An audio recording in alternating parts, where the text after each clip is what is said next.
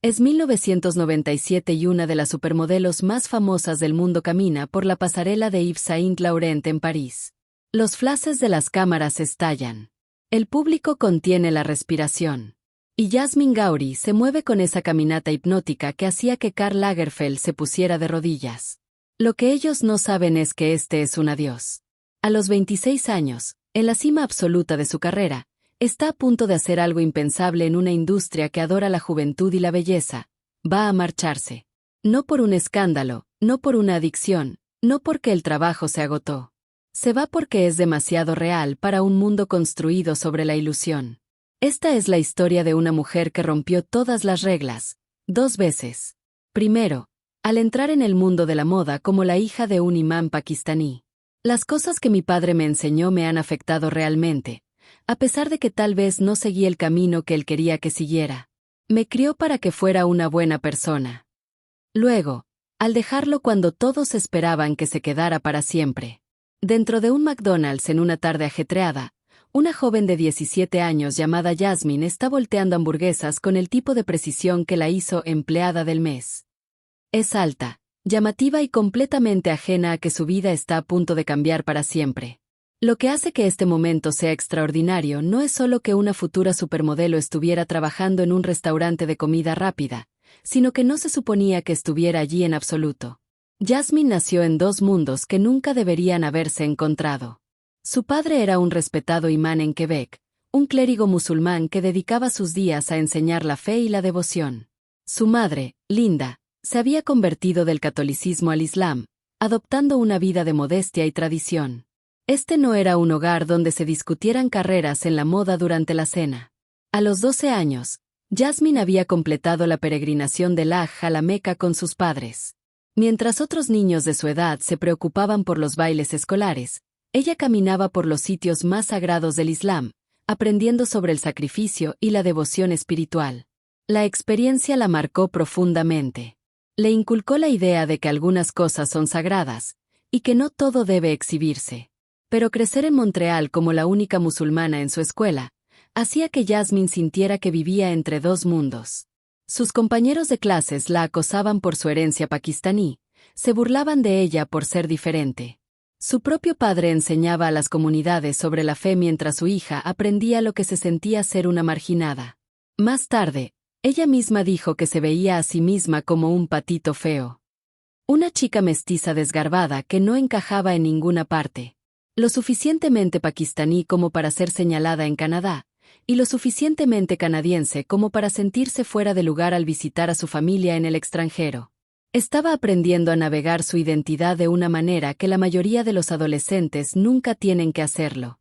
Cuando el estilista Edward Sacharia entró en ese McDonald's y la vio detrás del mostrador, vio algo que nadie más había visto.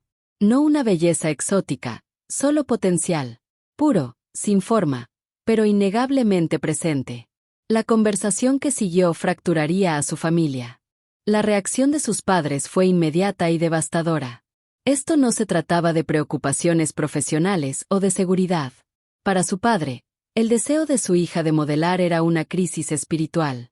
Todo lo que le había enseñado sobre la modestia, sobre mantener el cuerpo cubierto, sobre la humildad. El modelaje era lo opuesto a todo eso.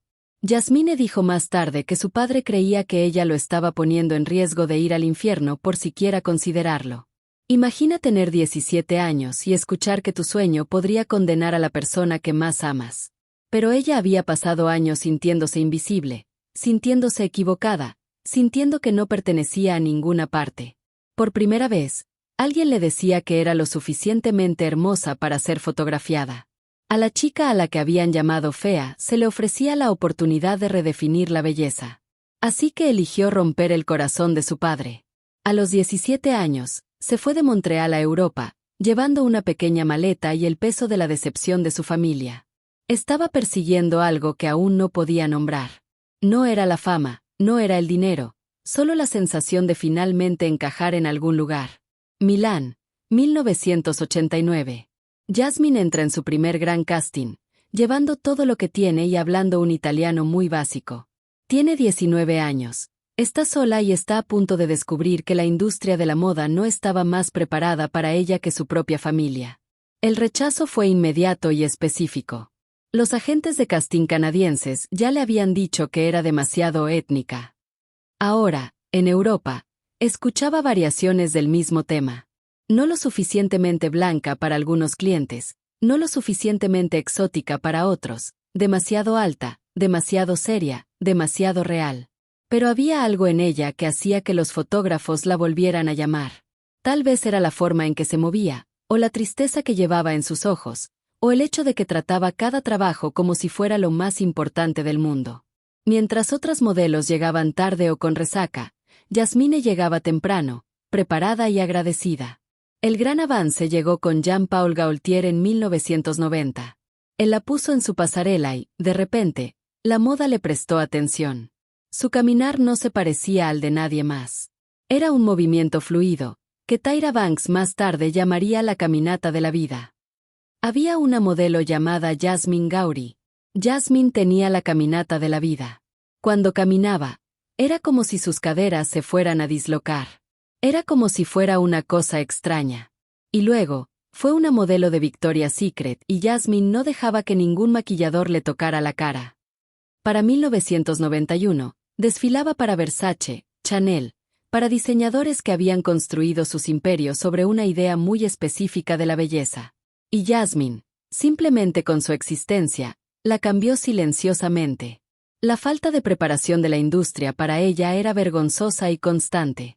Los maquilladores no llevaban bases de maquillaje para su tez morena. Llegaba a las sesiones y los veía luchando por mezclar tonos, haciendo que su piel se viera gris bajo las luces. Así que, aprendió a hacerlo ella misma. Imaginen esto. Están contratados para un desfile de Chanel. Están a punto de caminar para el propio Karl Lagerfeld, y están en el baño 20 minutos antes, aplicándose su propio maquillaje. En lugar de quejarse o hacer un drama, Jasmine simplemente resolvió el problema. Compraba sus propias bases, aprendía a mezclarlas perfectamente y se maquillaba ella misma. Así, en cada desfile, se aseguraba de estar lista. Esto no era activismo, era pura supervivencia. Pero, en su silencio, era también un acto revolucionario. Estaba creando un espacio para sí misma en una industria que ni siquiera había pensado en la existencia de chicas como ella.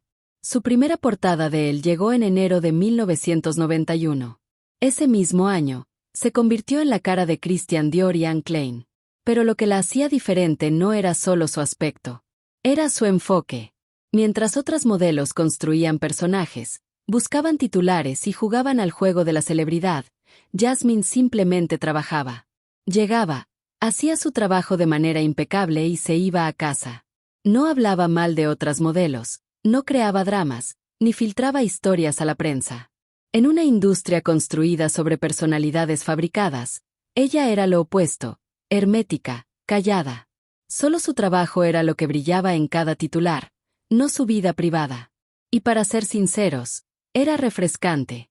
Para 1992, algo había cambiado. Cuando Karl Lagerfeld necesitaba a alguien para abrir un desfile de Chanel, la eligió a ella. Cuando Patrick de Marchelier quería fotografiar para Vogue, ella era su musa favorita.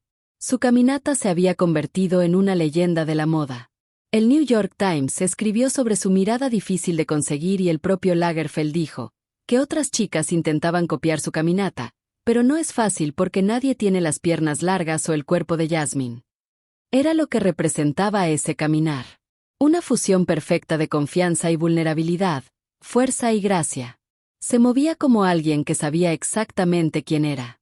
También estaba haciendo historia. Cuando Victoria's Secret la contrató en 1992, se convirtió en una de las primeras mujeres de color en ser un ángel prominente. En un momento en que la idea de belleza de la marca era increíblemente estrecha, el rostro de Jasmine en sus catálogos fue discretamente innovador. Las portadas seguían llegando. Vogue Italia, Vogue Francia, Vogue Británica. Cada una mostraba a esta mujer que no se parecía a nadie más en los kioscos. No era el ideal rubio de ojos azules que había dominado la moda durante décadas, sino algo más complejo, más interesante. Steven Meisel la puso en la portada de Vogue Italia. Acedine Alaya se obsesionó con vestirla. Desfilaba en casi todos los espectáculos importantes de París, Milán y Nueva York. Este fue el apogeo de la era de las supermodelos, cuando las modelos no eran solo caras. Eran marcas, personalidades, fuerzas culturales.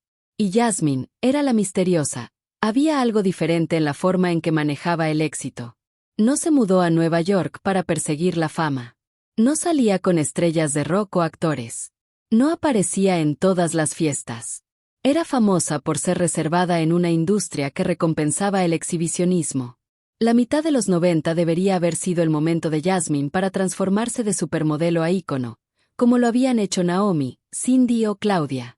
Fue entonces cuando las modelos comenzaron a lanzar líneas de productos, a construir imperios más allá de la pasarela.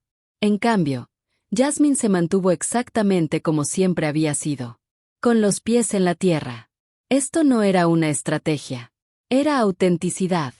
La misma autenticidad que la había impulsado a dejar la religión de su familia, que la hizo maquillarse ella misma cuando la industria le falló, que la mantuvo trabajando cuando otros se habrían rendido. La gente de la moda se dio cuenta. Aquí había alguien en la cima absoluta de la belleza y el éxito que actuaba como si el éxito no la hubiera cambiado en absoluto.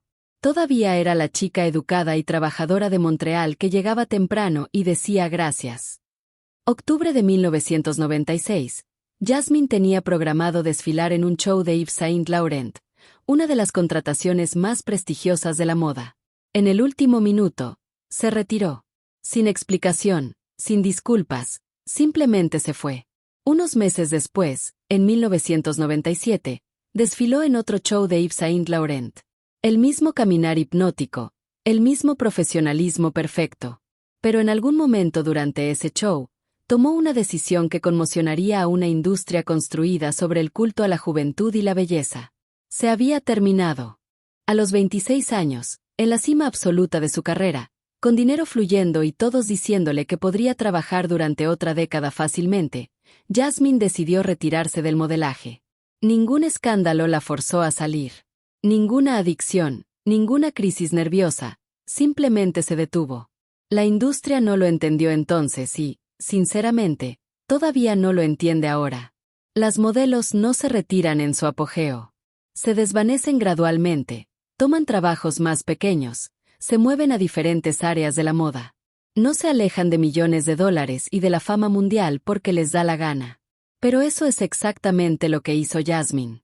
Terminó sus compromisos, se despidió de las personas que le importaban y desapareció. En cuestión de meses, se casó con Ralph Bernstein, un abogado judío que no tenía nada que ver con la moda. Se mudaron al norte del estado de Nueva York, lo más lejos de las pasarelas de París que se podía estar. Era una recién casada en la zona rural de Nueva York, aprendiendo a construir una vida que no tenía nada que ver con la belleza, la moda o la fama. Sus hijos serían criados como judíos, a pesar de que ella había crecido como musulmana. Su esposo era de un mundo completamente diferente. Todo en su nueva vida era una elección, no una herencia. Lo que sucedió a continuación fue casi tan notable como la carrera que la precedió. Jasmine se desvaneció. No de manera dramática, simplemente salió del mundo de la moda y nunca miró hacia atrás. Mientras otras supermodelos de su época regresaban, lanzaban negocios, aparecían en documentales, Jasmine eligió el silencio. Un silencio completo, total. Durante 25 años, crió a sus hijos, Maya y Víctor, en Nueva York. Se rumorea que hizo trabajo filantrópico, pero mantuvo esos esfuerzos en privado.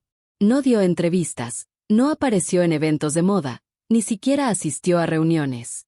Mientras tanto, la moda siguió sin ella, pero nunca la olvidó del todo. A medida que la industria lentamente comenzó a abrazar la diversidad en los años 2000 y 2010, los historiadores de la moda comenzaron a reconocer lo que Jasmine había logrado. Fue citada como una pionera, una de las primeras mujeres de color en triunfar en los niveles más altos. Después de 25 años de silencio, una foto apareció en Instagram que hizo que el mundo de la moda se detuviera. Es simple, casual, dos mujeres tomando café, sonriendo a la cámara. Una es Helena Christensen, la supermodelo danesa que se había mantenido visible durante décadas. La otra es Jasmine con mechones plateados en el pelo, sin maquillaje, con el aspecto exacto de lo que es, una mujer de 50 años que ha vivido una vida plena lejos de las cámaras. La leyenda de la foto era discreta. Elena escribió algo sobre reencontrarse con una vieja amiga después de 25 años, pero la respuesta fue inmediata y abrumadora. Los veteranos de la industria de la moda inundaron los comentarios. Christy Turlington y Amber Valletta expresaron cuánto habían extrañado ver a Jasmine. Bella Hadid las llamó leyendas. El post se hizo viral en los círculos de la moda, no por algo dramático o escandaloso, sino por puro afecto y respeto. Esa foto le dio al mundo de la moda algo que rara vez ve. Prueba de que hay vida después de la fama, felicidad después de alejarse, y una autenticidad que sobrevive a décadas de silencio. Había sido demasiado real para una industria construida sobre la ilusión. Pero al final, esa autenticidad la había hecho legendaria. En un mundo que le dice a las mujeres que persigan la juventud y la relevancia para siempre, Jasmine Gowrie eligió algo diferente. Eligió ser humana. Y de alguna manera, eso la hizo más icónica que cualquier campaña o portada jamás podría. Y con esto, cerramos el capítulo de la extraordinaria vida de Jasmine Gowrie.